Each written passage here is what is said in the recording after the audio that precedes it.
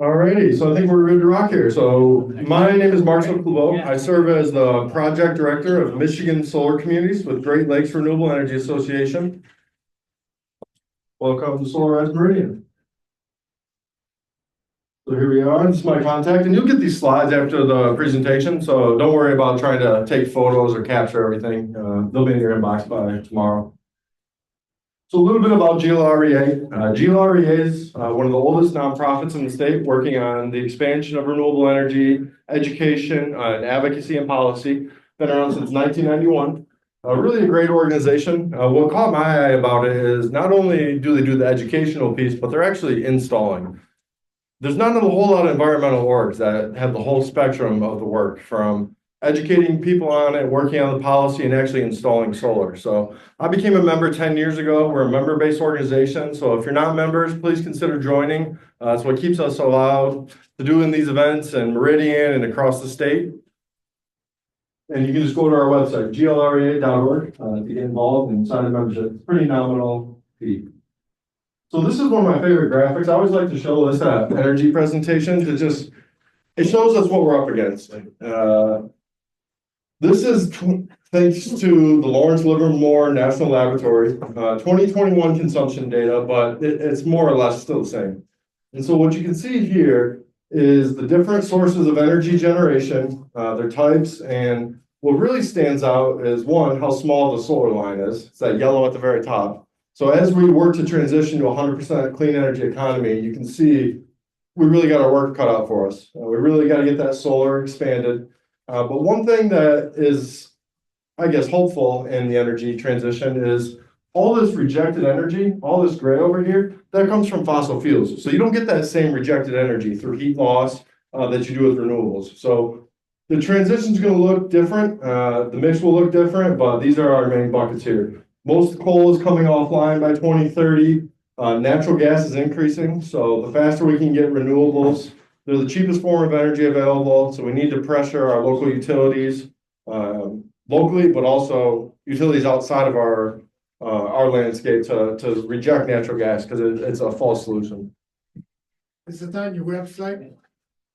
Is this graphic? I don't think this graphic is on our website, but you'll have it in your inbox. So, yep. The banner's blocking the bottom corner. Is it? Oh, okay.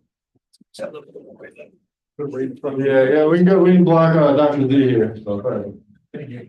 If you go to the Sankey diagram, you can find it. So part of my job is to expand our Michigan Solar Communities Guidebook. Thank you to John Sarver and other GLRA board members like myself. We were able, and Pat O'Boyle, and here in Michigan Saves, we were able to develop this resource. 4 years in the making. It's a great resource, 100-page document. You can download that at our website. And then on the next slides, there'll be QR codes as well. Definitely recommend that. And if you're interested in a physical copy, I have my cards up here. Just grab a card, send me an email, and I'll be able to mail you one. I have a bunch printed at home. So this is just a simple slide talking about the Solar Communities Guidebook. This is Solarize across the state. So one of the attractive things of this program is that it does have a statewide footprint. We can kind of play on the energy of a statewide branding. We just had an event in Grand Rapids in February, and the results are in. Absolute was our installer, and 17 people signed up. So they got the 15% discount, which we're all hoping to get here tonight. 111 kilowatts, so just a huge amount. 5 homes with batteries, so it's real. This program's real. It started in Ann Arbor 3-4 years ago. Ann Arbor has already done over 5 megawatts of energy, over 600 homes, smashing success. So we're launching this program all over the state. You can see here, Mid-Michigan has pretty strong representation in Lansing, East Lansing, Meridian. Kalamazoo's had off to a really good start. Grand Rapids, not even listed, off to a good start. I have one in Mount Pleasant coming up, so definitely share the word with people outside of our community if you think they might be interested. So what is Solarize? Solarize is a community education group buy program. The idea is much similar to like a Tupperware party where neighbors, friends, families come together. And when we use our collective purchasing power, we can get a discount up to 15%. So not only does it help us as the individual consumers, but it helps the companies that we work with who are vetted strongly through GLREA and Michigan Saves. We don't work with anyone that's not vetted through Michigan Saves, which is a finance lending opportunity. You'll hear more about that. And so here we have the Meridian Energy team, and John Sarver is going to come up and just say a word or two about that.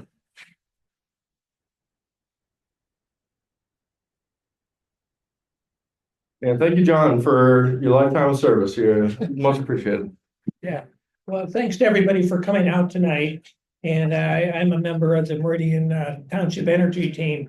It's a group of residents of the township that basically volunteer to assist both township staff and residents in the areas of energy efficiency and solar power and electrification efforts like electric vehicles. And one thing that the team did, and this is a while back now, we did the first draft of the climate sustainability plan, a climate sustainability plan for the township.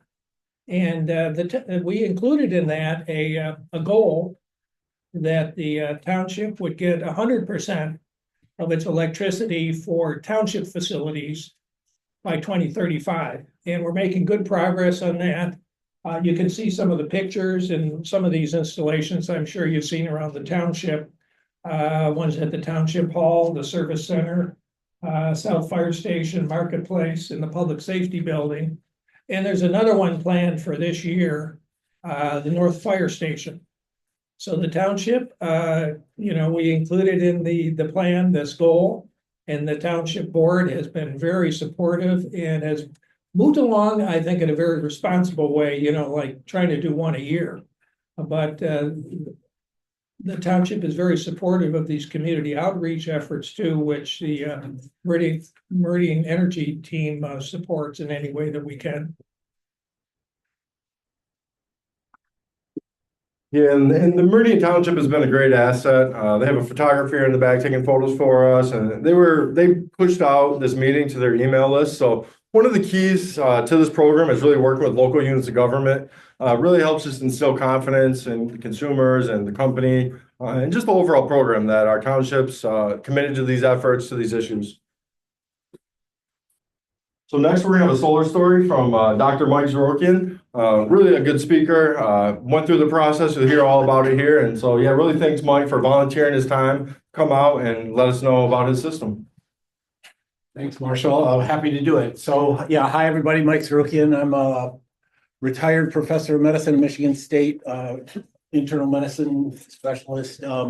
This is my house, and I'm here to make this story real. So, my family has lived in Meridian Township since about 1980. All our kids went to school here, et cetera, et cetera. We have a nice home with the wrong facing direction sun, and yet we're able to make it work quite well. So I'll tell you about that as part of the story. But this is our house.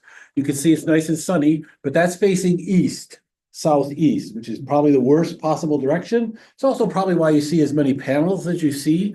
To get the same kind of energy from a different face, you probably wouldn't need that much, but I hope you like it.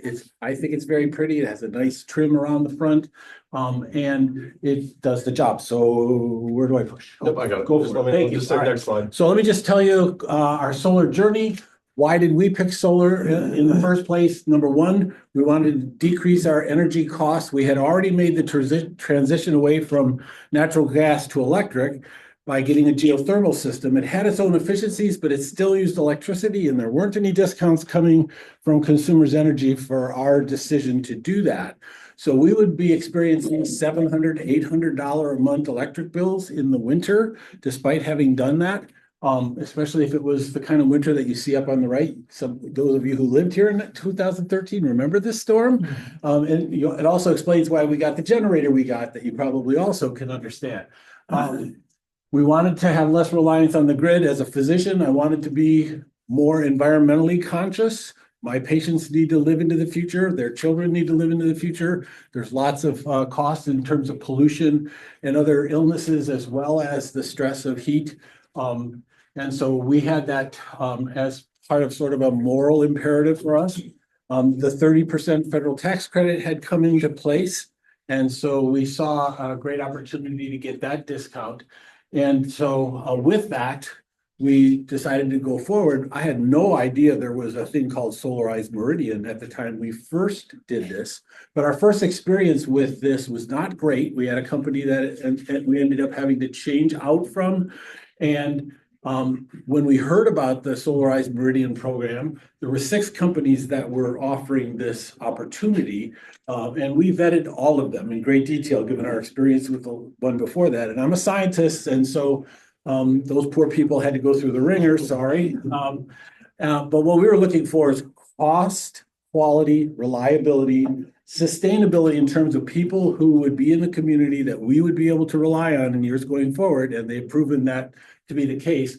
And that turned out to be Absolute Solar. They also happened to have the best price and the most flexibility for the crazy system you're about to hear about. Okay.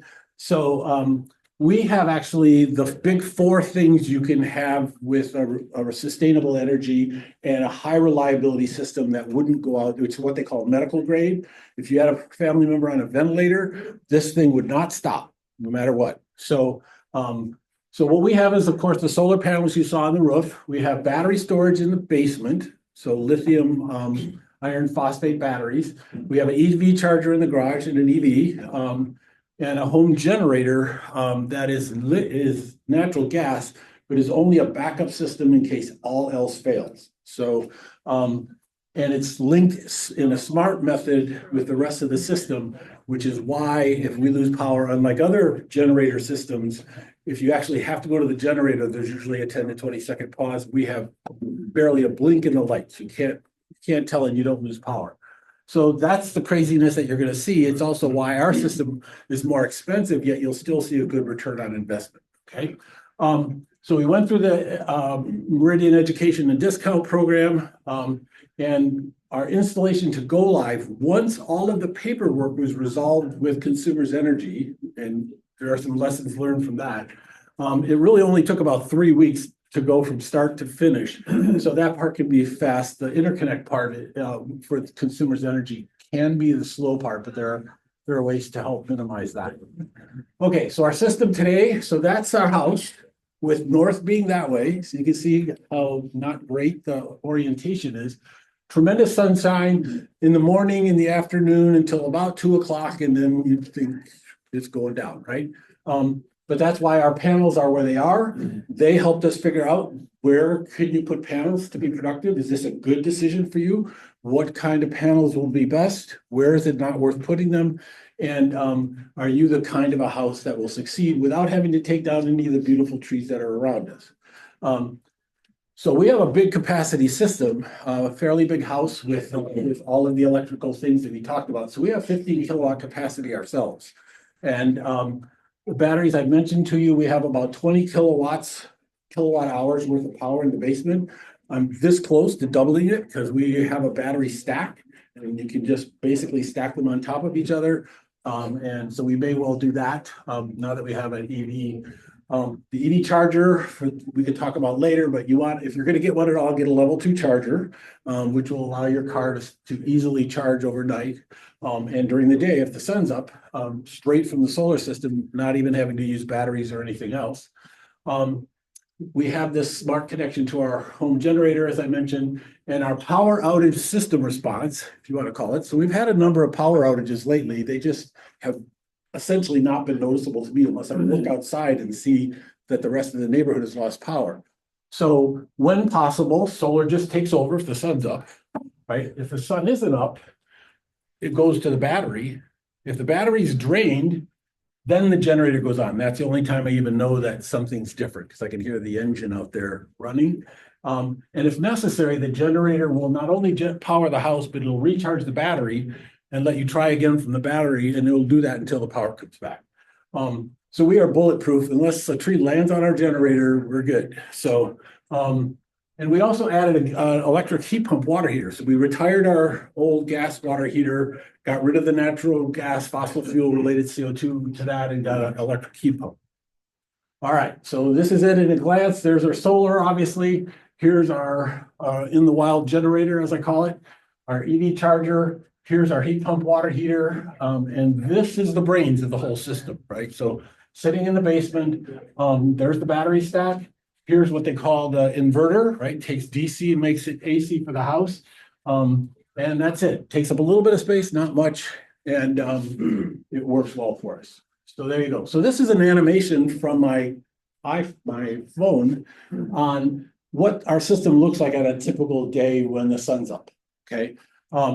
In the morning, we're recharging our battery. So this is energy coming into solar, right? At that point, there was almost 10,000 watts coming to the inverter, powering the battery if the battery needs to be charging until it gets to 100%. And then the rest goes to whatever the house needs at the time. And if there's any left over, it'll power, we'll go back to the grid. But at this point in the morning, it's not. We're getting a little trickle from the grid just to sort of keep it alive. And it's focusing on charging the battery. But by 10 o'clock in the morning, we have fully charged our battery. Now the sun's even higher. We're at 13,000 watts. And what happens then is it powers, again, whatever the house needs at the time. And all the rest goes back to the grid, which, using the consumer's energy approach you'll hear more about later, that ends up being a credit that you can then use on future bills. So this winter, of course, we use up all of our credits from the summer, and then we just start up again the next year. And this is what the day kind of looks like on this kind of a day. So there aren't too many completely pure sunny days. This happened to be a partly sunny day. So that's why if you look at the energy coming in from the solar panels, here's morning, it goes up, down a little bit, and then here's that later afternoon. Here's like 2, 3, 4 o'clock, and for us, then it goes down. For you, it might go up at that time. The amount of power the house is using is down here, so it's nothing in comparison to what we're generating during the day. And because of that, we can get our battery charged in the morning. That's the purple part, and then all of this is what gets sold back, if you will, to the grid that we can then use as a credit going forward. Does that make sense? And then this is the battery discharging overnight, recharging, staying at maximum, coming down, and the cycle just repeats. So if you have the full system, that's what yours would look like. Way more than some of you may need. You may just want solar, which is the fastest return on investment. But if you are interested in knowing more about these, we could talk afterwards. All right. So we had ours installed in late December of 2022. We activated the battery actually halfway through 2023. And then this represents sort of a full year. This is the total load on the house. So the total electricity needs of the house during that year. This is the amount of photovoltaic we got. So you can see it's actually more than the load on the house, right? How much did we export? How much did we import? Means, how much did we actually end up needing to use because it was winter and the solar wasn't there? And then how much did we charge or discharge the battery? So, and then you can see 2025 is still too early, and I didn't have a chance to update that yet. But let's move on to some of the costs and benefits, right? So here are electric costs from 2022, the end, right? So it's really 2023 and 2024. But you can see that the prior cost, which is gray, compared to the current cost for the next year is lower in every single month. And some of them is so small that they're barely detectable. And better even than in that first year, 2023, which was also better than what it was before we went live with the system. And so some of this is what you can see. That was in the first year. This is in the second full year, 2024. And you can see for some of it, there's actually just no current cost. In fact, there was a negative cost that would just keep adding to our credit. So it becomes minuscule. Savings on electrical bills up till January, which is the last time I updated this. Looking at 2022 as a baseline, we of course had no credits because we didn't have solar then. Our electric costs for that year, you can compare to yourself. What were your electric bills for the entire year? Well, for us, it was $3,300 for that year. Can vary again, depending on how much you need to use electricity for what. But in the first year, it went down to $1,900, so more than $1,300 less. And then in the following year, even more. So if you look at the savings, if you will, the charges that we had versus the base year, we had $1,800 less in charges in the first year it went live, and almost $3,500 less in the second year that it went live. And so our 2-year electric bill savings were $5,300. You can skip that other part. I haven't looked at these slides in a while, so I may get ahead of myself. But the benefits that we had, so we have now the solar plant, rather than using fossil fuels, we have about this much natural gas use, mostly to test out the generator once a month and maybe a little bit on a gas fryer that we still have. So rather than using fossil fuels, we're using electricity and mostly our own generator to heat water and fuel vehicles, that sort of thing. Our heat pump savings you can see here, our gasoline savings you can see here from an EV, and our solar payback period, even with all this craziness, is about 10 years. So we'll see how that ends up looking, but that's where we're on track for right now.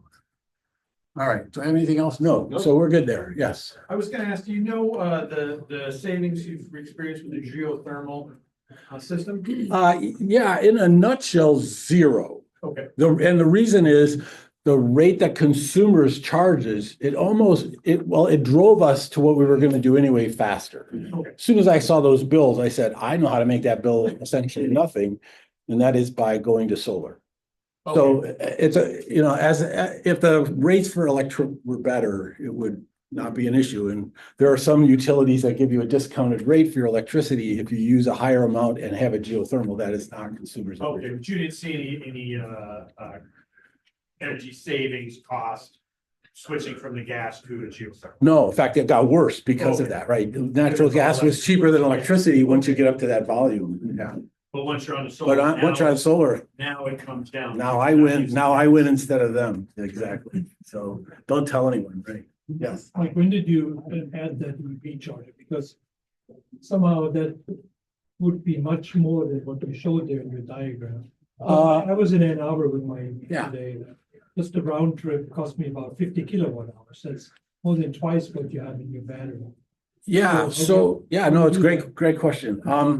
So I didn't put in all of the numbers related to the EV charging, but I can tell you this. So we have, we do superchargers when we're away from home, right? And it's true that you might indeed use as much as 50 kilowatts, and we only have 20 in battery storage.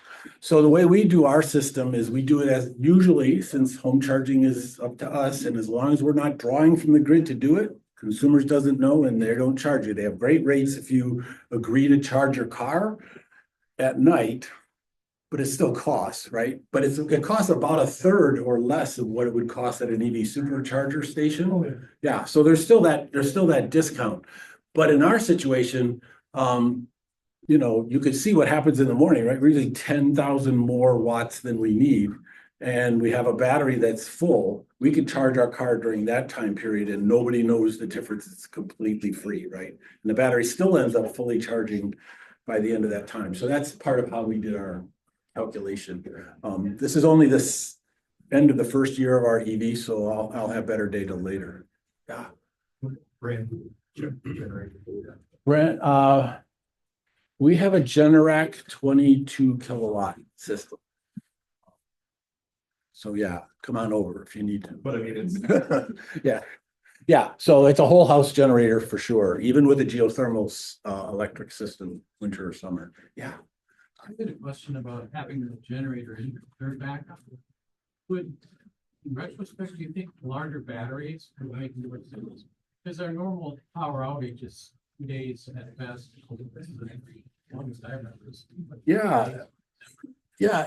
So the question of whether or not to invest more in batteries or in a backup system that you may not use very much or whatever, right?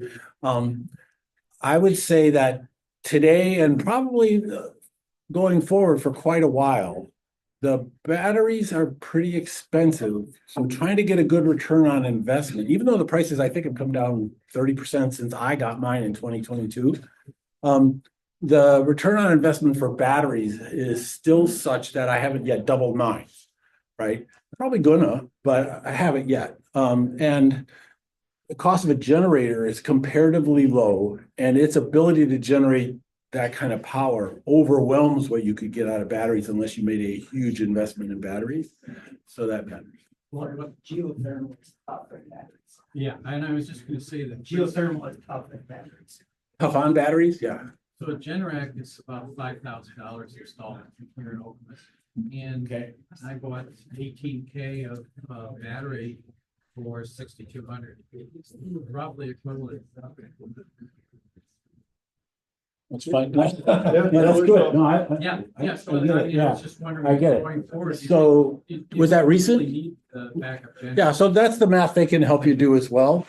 I wasn't familiar with the geothermal and battery thing, but the draw is significant. Super tough on the batteries. Yeah. About the kilowatt, what he's talking about, 22 kilowatts, by 22 kilowatt hours. I can have one hour. Sure, please. It's like he has it on geothermal, you need 3 days. Oh, a lot time. Yeah. Yeah, that's absolutely the case. Did you install your generator alongside at the same time?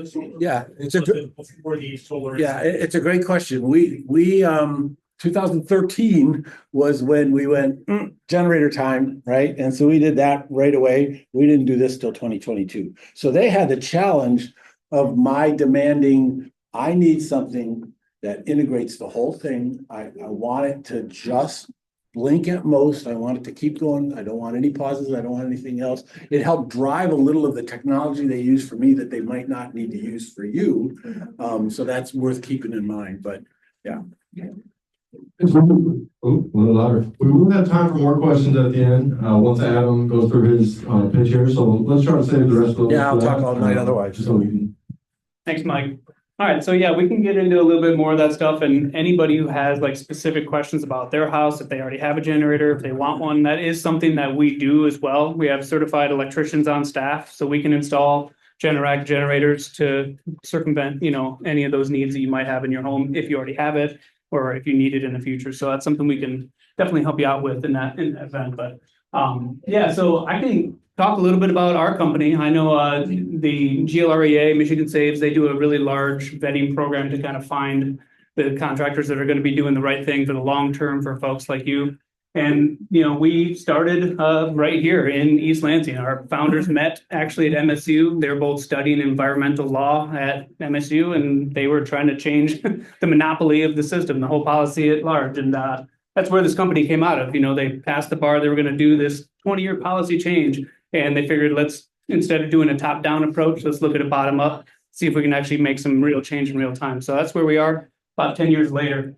We're locally owned and operated right here. We're not, subcontracting this out to somebody else down the road that's going to be doing the work. We're actually the contractors on site. It's a really important indicator while you're looking into this, getting quotes, things like that, because anybody who may be subcontracting it, it's hard to validate warranties, do any type of service. It's a big part of the process. And, like Mike said, we want to be here for the long term for folks. When we put a system into your house, we look at that as the first step in our long-term relationship, not the end.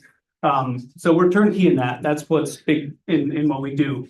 And what I was kind of indicating is we monitor and service all of our systems. So once your system is up and running, it's installed, we'll actually have monitoring access to the data of every panel that's on site, seeing how well it's producing. And if there's ever an issue with that, because we're the contractor, we automatically get alerted from the Wi-Fi and all the internet connections that tell us that there's a problem, and we can help you out and service that for you. Being local to Lansing is helpful because obviously we're very close to hopefully where your homes are at too. And so that's pretty rare.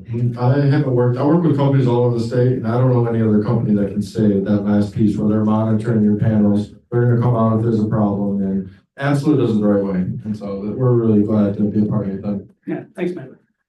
So I can talk about the federal tax credit. That is something that is still, enacted. It happened in 2022 is when it got increased back to 30%.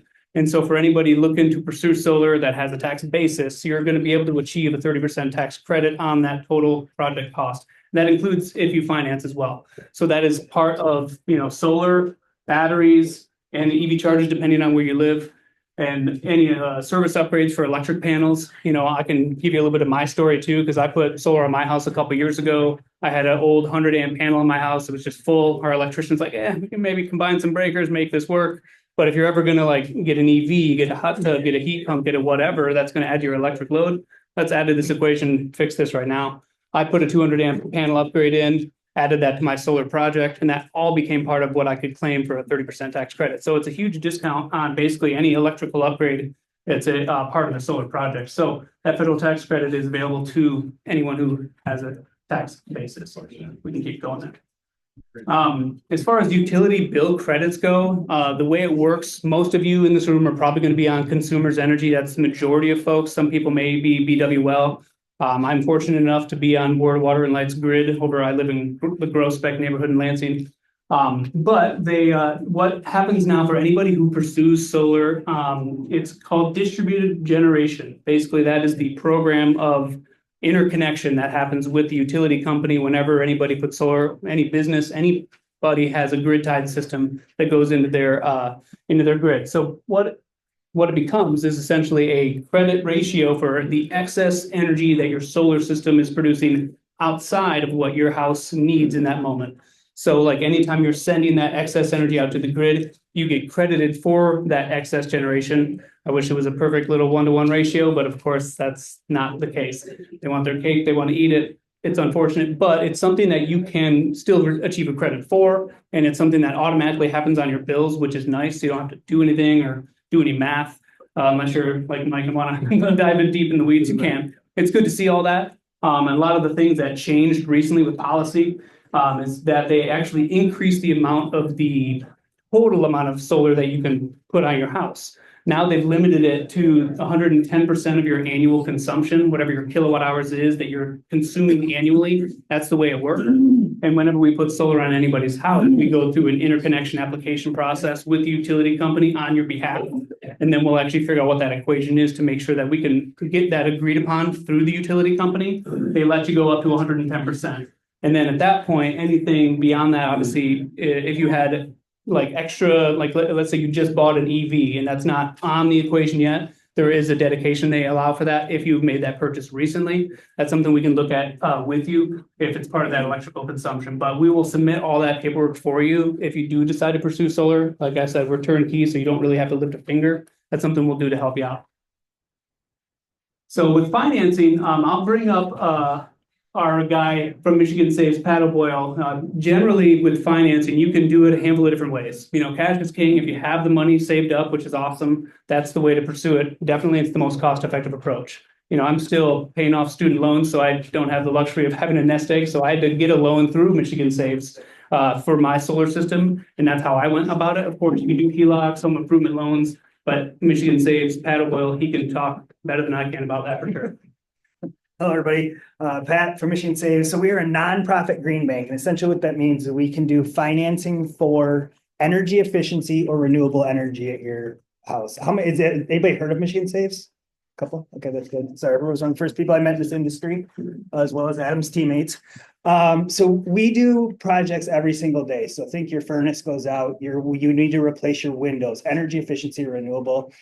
On the solar side, please, and Marshall referenced this and he skipped over it really quick, whether you're going to use financing or not, if you don't choose to work with Adam on your solar project, or if you're going to do something, a furnace, a heat pump, insulation, please use our contractor network. We're talking with them every single day. And our lenders, we've local lenders, so we have credit unions based in Michigan. We've done about $700 million in projects over the last 13 years just in the state of Michigan.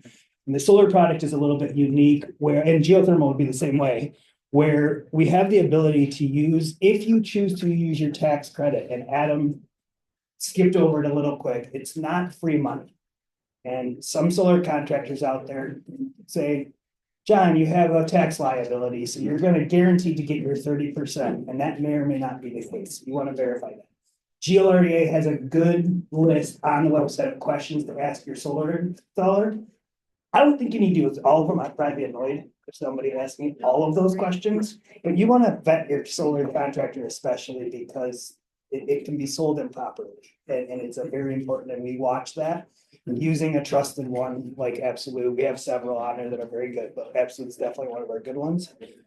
You can re-amortize your loan one time. So if you choose to get a $30,000 solar project and you do get federal tax liabilities, you're able to put any portion of that or more, if you get a bonus check that year, on your loan one time You can recalculate the monthly payments. That money goes direct to principal, which then you'll pay much less interest over the course of that loan if you're able to do that. And it's free of charge one time. So that's something that I think you guys probably push when you're out there, but I like to bring up. I'll be around here for a little bit. 10 or 15-year loans starting at 6.5% with totally unsecured, no lien on your property. We start doing septic system. Awesome. No prepayment penalties No too, prepayment, so that's a big never. deal, so you can, you don't have to take it all the way to term. So yeah, there's a lot of, Too. yeah, all sorts of things. I mean, renewable energy is a big part of that, like whether it's batteries, EVs, solar, anything that we've mentioned. Their website, I think this is a live link too, so when we send this to you, you can go straight to their webpage and just look at anything that they offer. Feel free to go ahead. Okay, so I know we've talked a lot about how solar works. I'll dive really quickly into these details because some of you probably already understand some of this. Some of you are kind of looking at this for the first time. Basically, the way it works, like Mike kind of talked about with his system, if you have solar on your house, and of course you can do a ground mount as well. This is just an example. Your solar system is going to be, using the sun to create energy, and that's going to go into an inverter. That's the second part of this. That's going to be the thing that's going to convert the energy from the sun connected to the DC side of the solar panels, converting that into AC, which is going to then power your house. And also when you're sending extra out AC, sending that out to the grid in that form of the credit. You can put it into a battery, you can put it through the meter, and it goes back fed out through a grid tied system. And that's kind of the way that works in a very general sense. We can go ahead. So we have a lot of different panels we work with. We like to try to find the ones that we think are going to make the most sense for a lot of folks' homes. SoFab is a fantastic brand. They're exclusively US made, which is a big deal right now. They have industry leading power output and performance warranty, which is a big deal too. Most solar panels are going to have that 25-year, maybe 30-year warranty. But we want to figure out what is that efficiency? What is that metric that they show you in that 25th or 30th year that's going to make that be a long-term product for you and for us, because we want it to be something that's going to be sustainable as long-term as possible. And through the sustainability part, they're as eco-friendly as you can get. Of course, the embedded carbon footprint being close to home, that's the biggest deal from the front lines of it. But on the backside of the embedded carbon footprint, they recycle these panels too. They have facilities, obviously in the States for that event. So that's something that can be done in 30, 40, 50 years when these panels actually may ever need to get replaced. And I can touch on it very briefly, but that 30-year warranty, they still warranty the efficiency. I think it's around 86% efficient. So it's a very solid state. It's not going to go anywhere on the 26th year, the 31st year. It's still going to be a long-term product for you. And it's a nice sleek all black design, so you can see how that works. But like I said, we do have other panels other than SoFab that we can work with depending on anything that you want to look at as well. Those are made where? In the US. Seattle is their main headquarters. They have another one in, I think it's South Carolina. And they do have a distribution center in Canada, but it's not for the panel manufacturing. But I can talk a little bit more about the inverters, the racking, all of the things that kind of encompass a solar system. I can talk more in detail when I come out. I'll happily come out to any of your homes free of charge. We do free site visits for this, so you can learn more. But we work with multiple different types of inverters based upon kind of your goals. There's two different options that we recommend primarily, either Enphase or SolarEdge, or unless you're like Dr. Z and you really want to go buck wild, there is another option out there for kind of the all bells and whistles. The Cadillac of it all. Solark is that brand. We like them a lot. But all of ththese brands are basically going to get you where you want to be, from starting to produce energy and how that's going to look long term. They are all going to have leading efficiencies. They're going to have 25-year material warranties. And of course, the big part in this is that they have battery or generator, or sometimes both, compatibilities depending on what your home needs. So the racking systems as well, Iron Ridge is that brand. They're another US manufacturer, which we love. 25-year warranty. Basically 25 years is the run of the mill for most of the warranty products that you're going to see nowadays for all the stuff that we're doing. So that's kind of the general idea of the products that we use to get you guys those good prices from reliable manufacturers. So we can get into the nuts and bolts here, because this is kind of how it all works for your guys' ideas, right? This is and again, if you can't see all this or read this from far away, I apologize because there's a lot on the screen. you'll have this in your inbox, like Marshall had said, but we can talk about how the Solarize program works from like a discount perspective and how it's going to affect you guys on your pricing. And like Marshall was just talking about, that Solarize group that we just finished up in Grand Rapids, we were excited about that because we had 17 people who had signed up as part of the program. One of the biggest ones that we've ever seen, definitely for our company. It's an exciting thing because the way it works with the Solarize discount is that when you get a quote from us, you're automatically going to get a 5% discount from the market rate of whatever the solar price would be at this time. And then the more people that sign on during this promotional period, and I'll go over the deadlines and all that stuff in a minute, it's going to increase your discount based upon the participation. And it increases 1% for every person who signs up after 5, right? Everyone's getting 5 no matter what. So after you get 6 people signed on, those 6 people all get 6% off their solar portion of their contract. And so that's kind of the way that that works. Generally, if you're looking at pricing here, we're going to figure that out based upon when we come out and do that site visit for your property. Every house is a little bit different. We want to customize that to basically fit your needs, whether it's on a roof, ground mount, it's going to be a different variable there. Generally speaking, though, like an average house, if you have a 6 kilowatt system, and that's basically about 500 to 700 kilowatt hours that you'd be using monthly, probably $100 to $150 a month on your electric bill, so you can gauge the size. Around a 6 kilowatt system is somewhere in the range of $325 to $340 a watt, give or take. And that's when we're looking at price per watt, that's a really strong metric that we look at in the solar industry, how you figure out your pricing. And so you'll see that when we send these quotes out too. But the way it works for here, if it's a 6 kilowatt system, let's say it's right in the average of the $333 a watt range, you're looking around 19, maybe almost $20,000 for the system before any discounts at all. When you get your quote, you're automatically going to see that 5% discounted rate included into the price already. So you're about $1,000 saved just from being a part of this program. And so the more people that sign on, like I said, it can get up to that 15% total discount, and that can save you close to $3,000. Grand Rapids was 3,400 a house. Yeah, so the metric that we did in Grand Rapids, it was 114 kilowatts of solar that we installed. It was a little over $3,400 that we saved every single person that signed up, which is huge. That's something you can't really get in the industry otherwise. So that's what we're excited about. That's why you're here, and I hope we can help you all. And then once you have all these discounts and everything's factored in, then the tax credit can apply to that. So you can still achieve another 30% off essentially after you can get minimum 5 up to 15% off on the solar contract, and then another 30% for the federal tax incentive. So altogether it's 45, it could be up to 45% off on the total price of the job, which is literally unheard of. So it's very cool. It's exciting stuff. Obviously, the tax incentive is something that would apply in the taxable year. It wouldn't be something that applies the moment you sign the contract. It would be that next year when you go to do your taxes.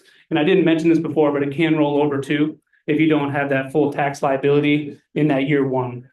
So if you had, 1,000 or 2 or 5, however much the 30% of the total is, that can be applied to your total tax liability.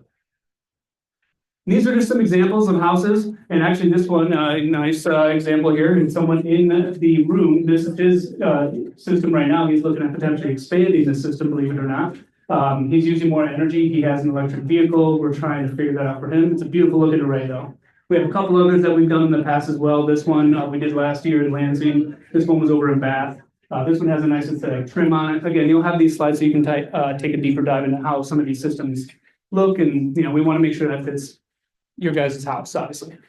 So now that we're in this day of meeting, here we are on the 9th of April. This is the step 1. Next step is basically letting us know, or through GLREA, you can always go to our website, you can talk to me, we'll get you signed up, just to let us know if you want to get a quote, free of charge. We're happy to come out and schedule a site visit so we can figure out what your home needs.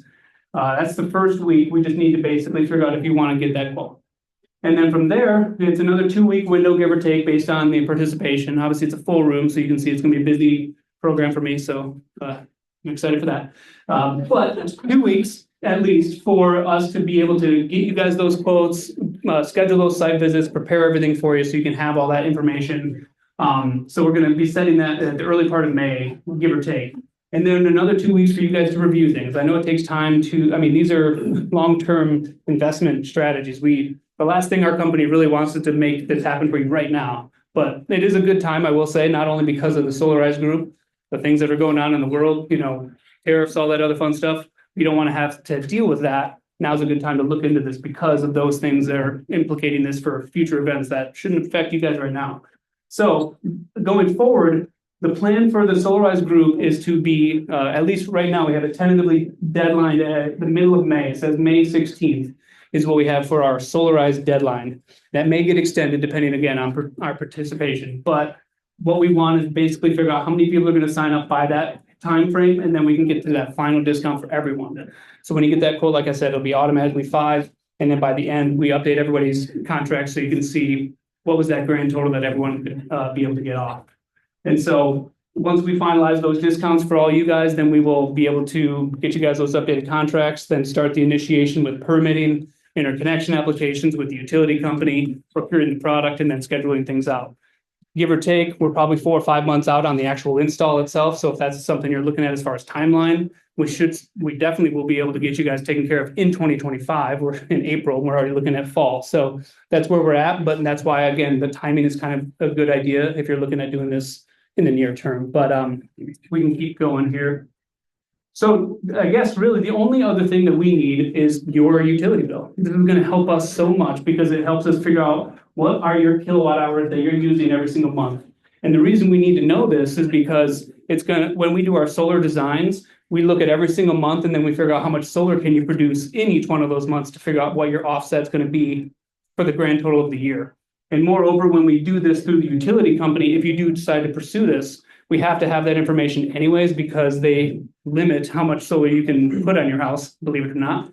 So knowing that is going to be indicative of how big your solar system could be in theory when you go to pursue it. So the front and the back of the bill is everything. That's going to be all we need. This is what most consumers or BWL bills are going to look like. Front and back is what we'll need. So we'll have our link available. You can send it to GLRA or myself. I have my business cards here. You can send it straight to my email. And then we can, set up a site visit or send you a quote if you'd like. Basically, if we don't do a site visit, all we really need is your electric bill. And then we'll want to get some photos of like the main panel, the meter, all those locations, the things that we're going to be really needing to figure out before that quote to come to fruition for you. So that's primarily it. I guess I know I saw a couple hands kind of flickering back and forth. I'm happy to take any questions. I know Marshall can. I'm going to run around with the mic for questions. That way we're recording this. They can send it to people. So just make sure to have the mic. So over here, work away around. Hi, yes, thank you. So I have to work in the finance field. Sorry. So I'm sorry. So I happen to work in the finance field and I'm familiar with all of the random stuff that you're talking about with price increases and stuff. So I'm assuming that the price that we receive with the quote, that is held until the contract is signed. Correct. Yeah. Yeah, when we send you guys that quote, there's not going to be a change to that quote unless there's unknowns from the electric side of things. Like if we aren't able to have our electricians verify your main panel, if you needed an upgrade, things like that. Those are things that we can verify before we get boots on the ground. Yeah. So if we have 100 amp, Sure. we already know. And from what I've read, we needed 200. Okay. Right. You don't need that. You can do like a line side tap in a lot of situations. It really depends on your overall load that you would need from a solar side too. Sometimes you can still work with that 100 amps. Depends on the type of panel and everything else. I don't pretend to be a master electrician, so when I come out, I'll take these photos, send it to them. They let me know on that. Since I'm a buyer, not a seller, I'll just say this. Yeah. It's really worth it, from my experience, to have them come to your house, not just send you a quote based on pictures and stuff. What you discover in the process is sort of like when you go to buy a house somewhere else. It's really good to have a building inspector or somebody with those skills there. They can help make sure you get it right the first time. Thanks.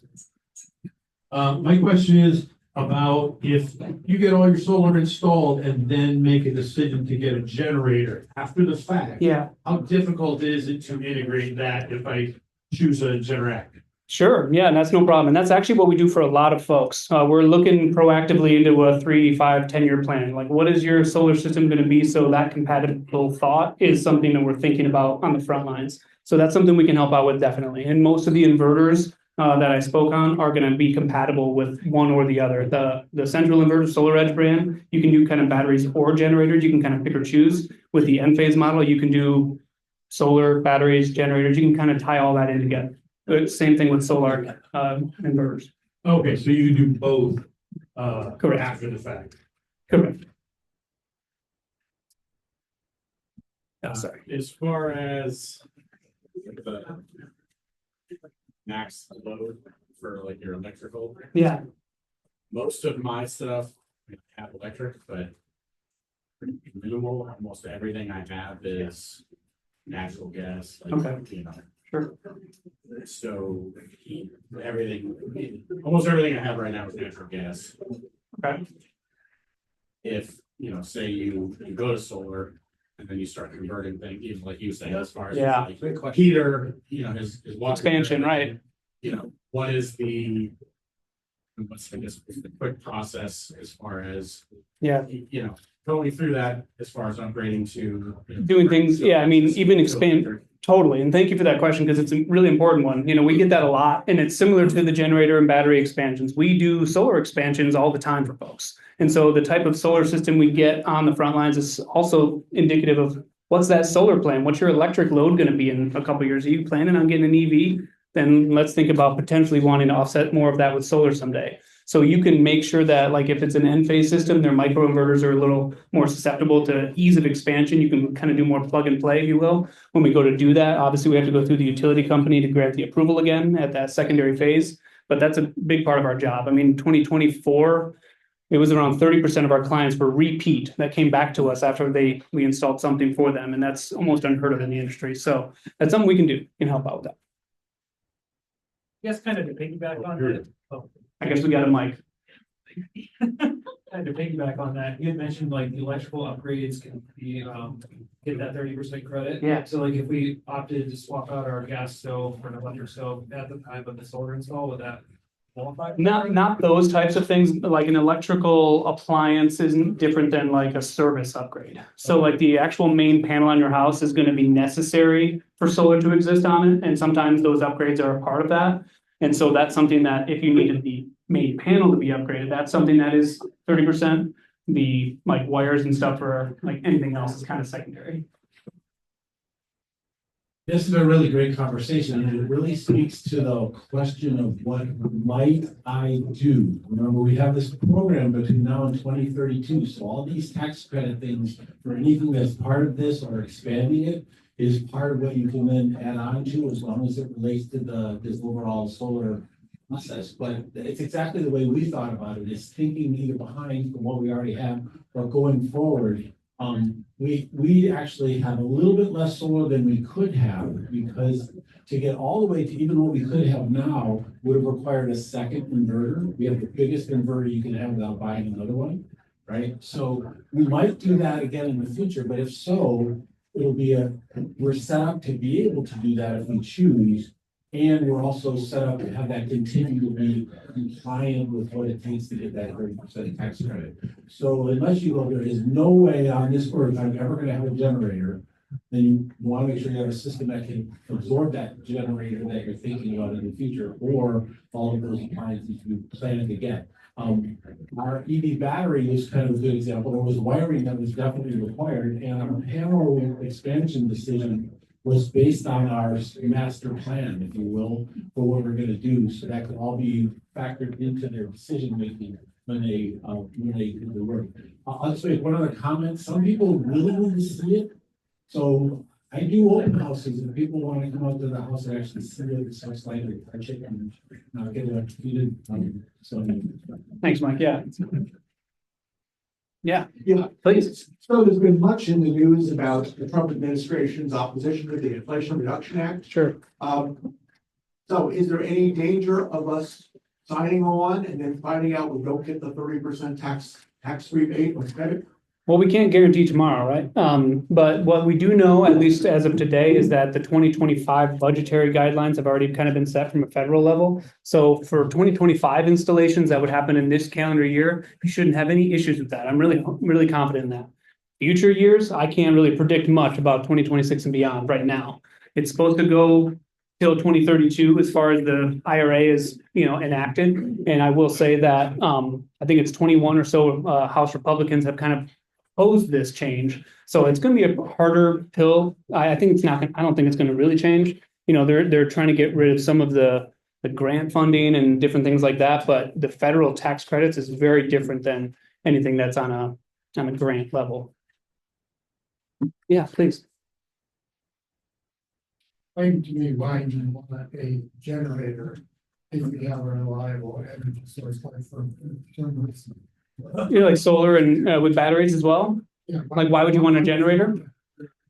If you, yeah, I guess some people want that extra reliance, you know, for like a backup to the backup. You know, most of us, I assume, are from Michigan, right? So we understand that it's not perfect sun every day. So, you know, then in the winter months, you might not get as much solar production, you know, or maybe if you have if we slip back to my slides, it doesn't matter. My house, I only have a 412 pitch. It's not a very steep pitch. So this winter, I had almost keep going back a little further to find my ugly mug up there.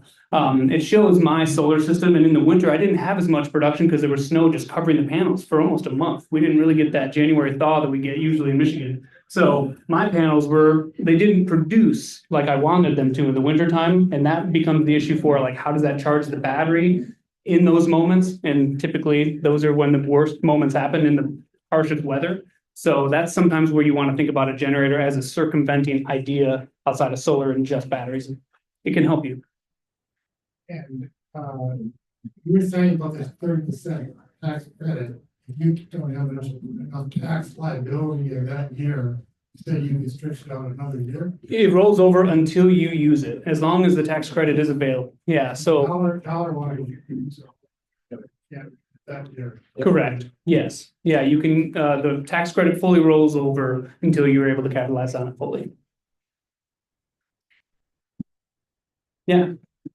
So I had a couple questions, kind of related to bad weather in Michigan. I love it. So, we live in Holt, Yeah. and last year we basically had a tornado. What is the wind rating? How does it handle with hail?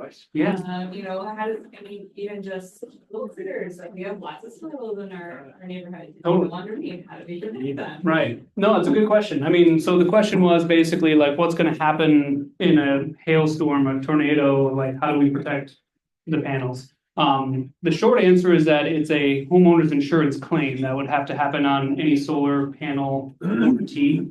The warranties that you're covering is like defects from obviously the manufacturer and the performance that it's going to be producing for you. If the grid shuts down, if there's a power failure, unless you have a battery bank as an island, your solar system by code actually has to shut down too. It's an electrical issue to have things being backfed. So that's something to think about, and that's kind of another reason why generators can help in those moments.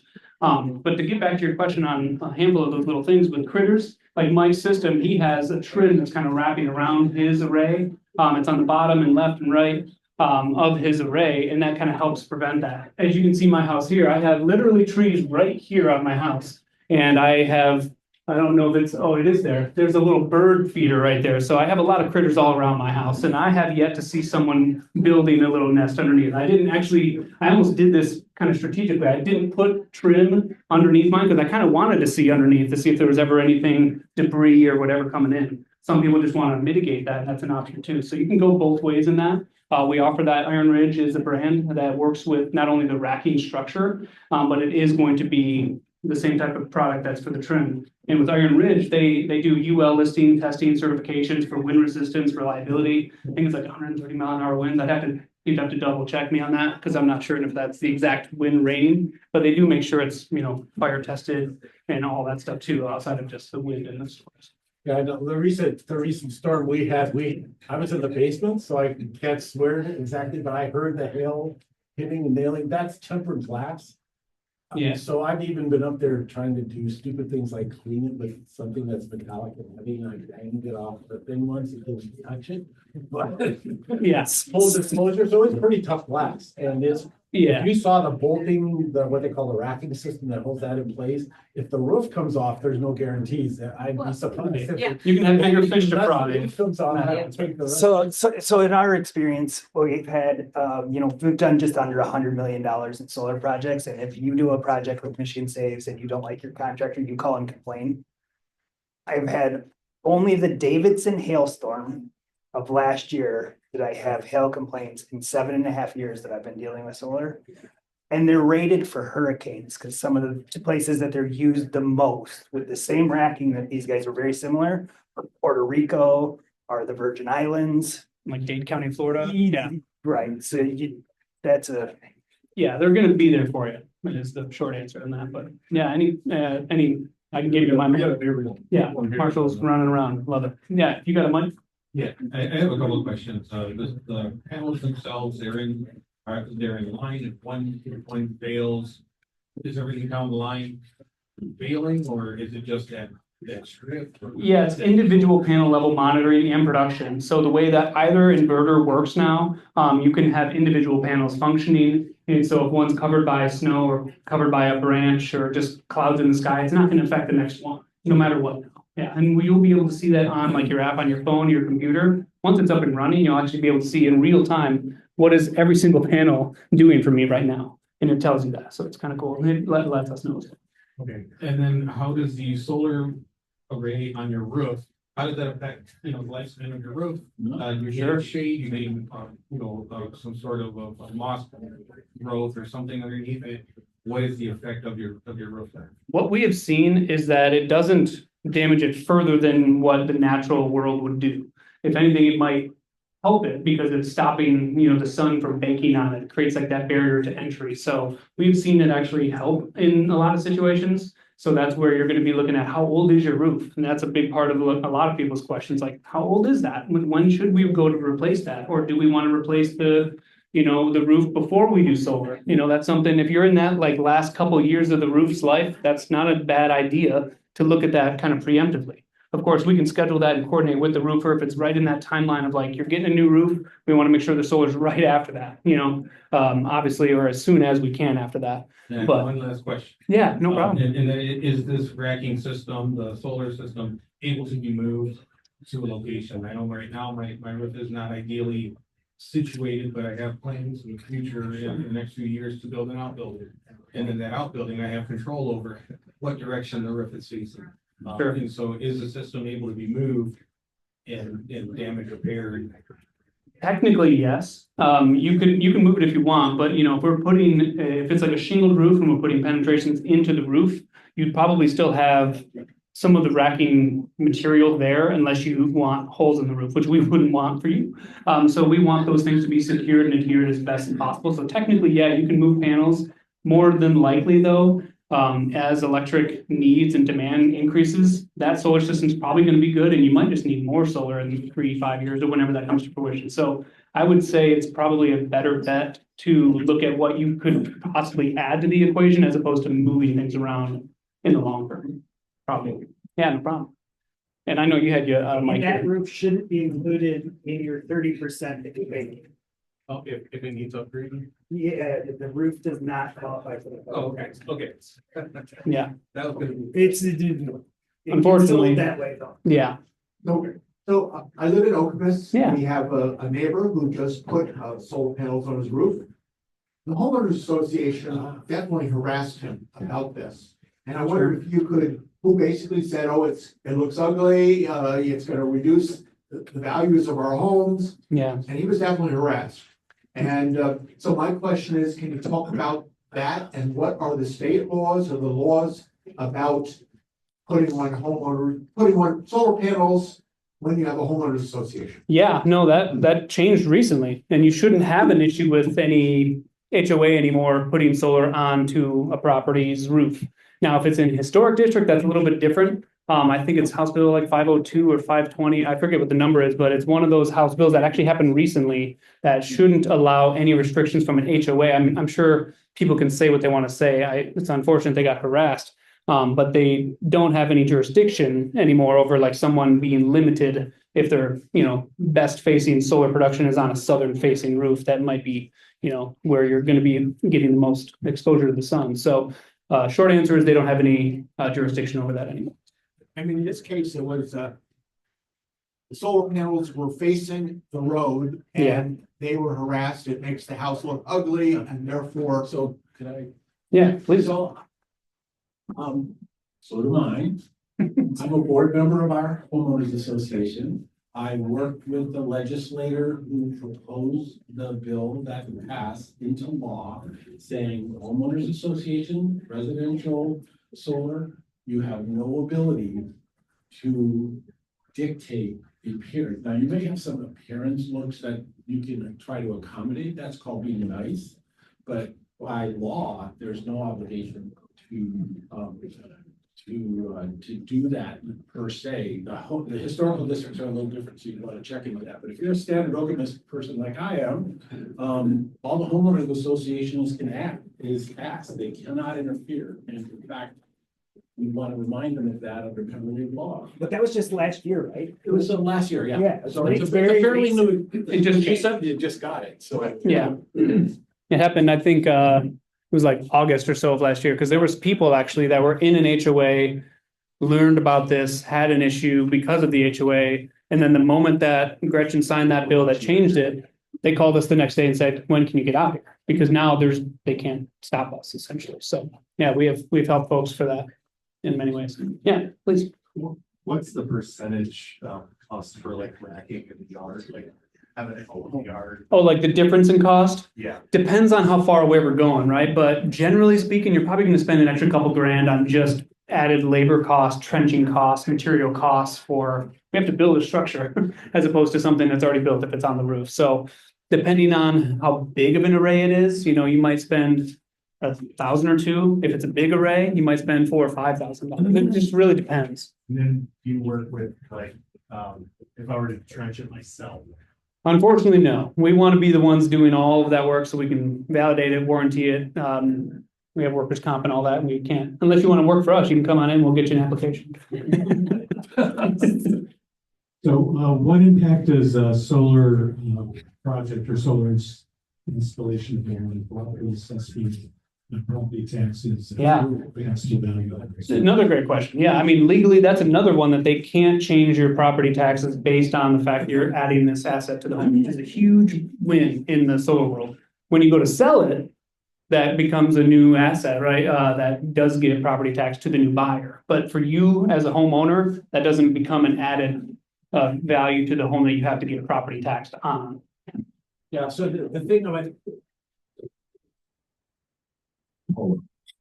So the thing I would add to that, though, the other question we tend to get is, well, what happens to my homeowner's insurance, right? So, we had that experience. I'm glad I called. We did ask. It was a small increase, not much. I can't even remember, maybe a few percent of the overall cost, but that would then make sure that if there were any other issues, and homeowners would take care of it. Totally, and you don't have to do that. And obviously that's an optional insurance thing if you want to put it on. I didn't do it on my house, even though I do have trees kind of close to me. But some people have said it might add like $100 a year on their policy. Some of them are already covered under like umbrella policies. It depends on your insurance person, but that's something to look into as you dive deeper into this. Couple of questions. Have you had any experience with those big solar panels that move with the sun? Oh, yeah, we don't work with those types of solar systems because the operating and maintenance cost for moving parts is really not as beneficial because of, the maintenance and all the other things. The solar system, once it's on your roof or if it's on a ground mount, the design is for it to be maintenance free and you never have to worry about it. The added solar gain you can get from that east and west, yeah, you can get a little bit more out of it, but then you might be paying for more of that as those parts kind of wear and tear over the 5, 10, 20 years. Could you speak a little bit about, solar panels around the roof, but you guys get the cables and wires down to the panels? Yeah, all the conduits. A little bit about how you might do that if they're already on the outside, you use some of it through the roof, and it depends on different situations for different households. But could you talk about? Yeah, of course. So the question was essentially the conduit, the connections from the solar system to how it's going to connect into your house. It has to go into your electric panel. It's got to connect by the meter. All these things have to be connected. So most of the time it's on the exterior. You can't really see mine because it's on the opposite side of my house. I wish I had a secondary photo, but there's a conduit that just kind of wraps around along the along the eave of my home and then just straight down where it connects to the inverter. And then that goes into my main panel on the inside of the house. Sometimes, depending on the attic and how it's tied in, depending on the type of wiring, if it's an N-phase system with AC wire, it's a little bit easier to do interior as an option. when we do our pre-installation visits, which is another thing we do for everybody. So if you pursue solar, you're gonna basically have our installation director, our electricians on site before we are out there to actually do the installation, so we can finalize that routing and the plan. And if we can do it interior, then we can look at if there's any added cost for that extra route if we need to go that way. How big a conduit? Depends on the size of the solar system. It's, less than an inch, I would say, probably 2 at the most. Yeah, it's not very large. Yeah.